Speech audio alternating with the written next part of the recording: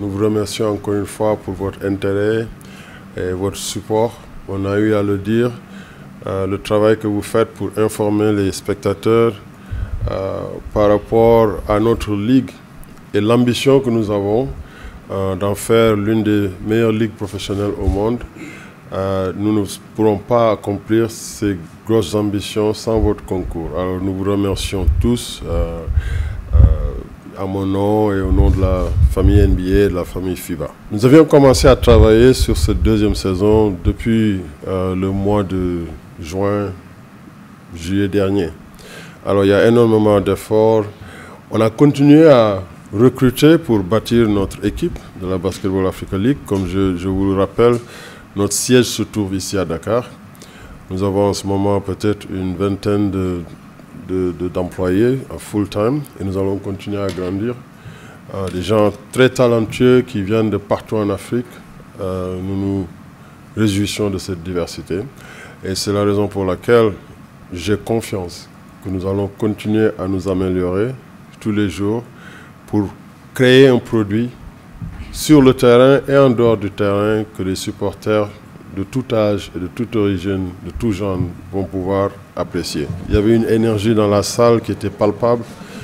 Le feedback que nous avons reçu de partout, des gens qui ont vu ces retransmissions dans plusieurs pays à travers le monde, qui ont donné leur feedback.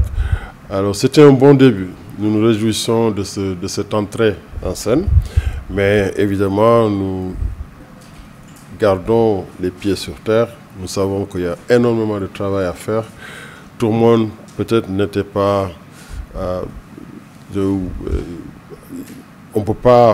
ne s'attendait pas à venir au premier jour et puis vraiment faire tout parfait. Nous étions loin de là et nous en sommes conscients et nous allons être meilleurs à la prochaine fois. C'était l'objectif pour aujourd'hui. Je vois du très beau basketball, de très haut niveau, des joueurs qui sont en train d'étaler leur talent. Et c'est l'objectif. Des matchs très serrés aujourd'hui et c'est notre attente. Alors c'est le talent africain et le talent du monde qui s'expriment ici en terre sénégalaise, diffusé partout dans le monde. Et c'est l'objectif qu'on s'est assigné, c'est de montrer que l'Afrique peut être un leader mondial, en tout cas dans plusieurs domaines et dans le sport en particulier. Et déjà, j'ai rencontré beaucoup de gens qui sont venus spontanément me dire que ouais, ils ont fait le voyage d'Abuja au Nigeria pour être là, que pour voir cet événement. J'en ai vu qui sont venus de Kampala, du Uganda ou de Nairobi. Évidemment, toutes les équipes qui sont là, qu'ils soient de la Tunisie ou du Maroc, du Rwanda, de la Guinée et du DRC, ils ont aussi des fans qui sont ici.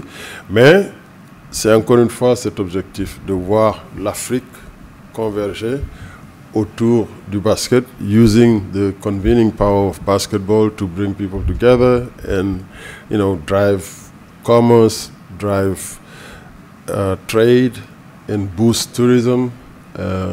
Là, je parlais avec le directeur de l'ASPT, Destination Sénégal. C'est la raison pour laquelle nous avons fait ce partenariat et pour montrer que le sport, en tout cas dans le domaine du tourisme, peut être un incroyable driver. C'était extrêmement impressionnant quand peut-être à une demi-heure de coup d'envoi, je suis sorti un peu pour voir ce qui se passait au niveau de la fan zone et de voir tous ces étudiants en maillot jaune et noir déferler dans l'arena sur les ascenseurs. C'était vraiment une très belle image.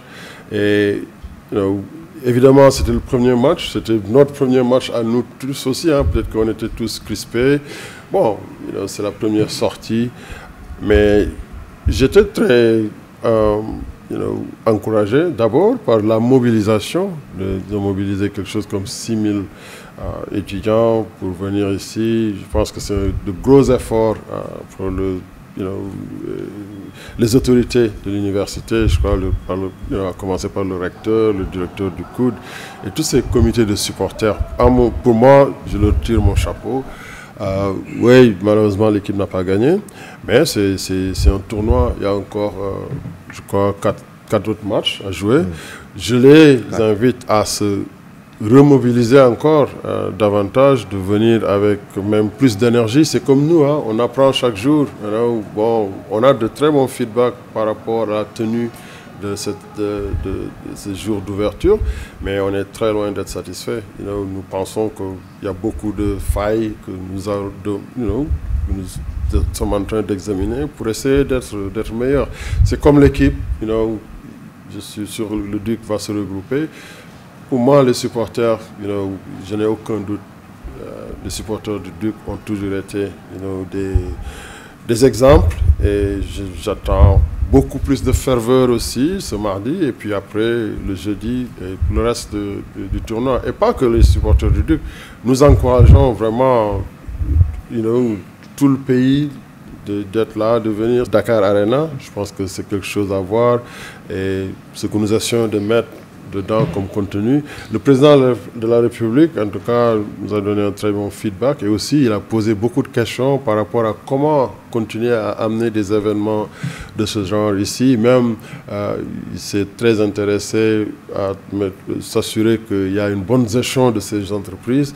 Alors je pense que non seulement il a eu la vision de créer ces infrastructures, mais aussi il essaie de continuer à penser à comment faire vivre ces infrastructures. L'investissement qui a été mis sur ces infrastructures, c'est garanti, ça va venir au centuple. Bon, il faut que juste on ait une vision à long terme. Je ne m'inquiète pas pour les supporters du Duc. Je suis sûr qu'ils vont venir très nombreux et en pleine énergie. Et aussi, il y en a d'autres qui vont venir.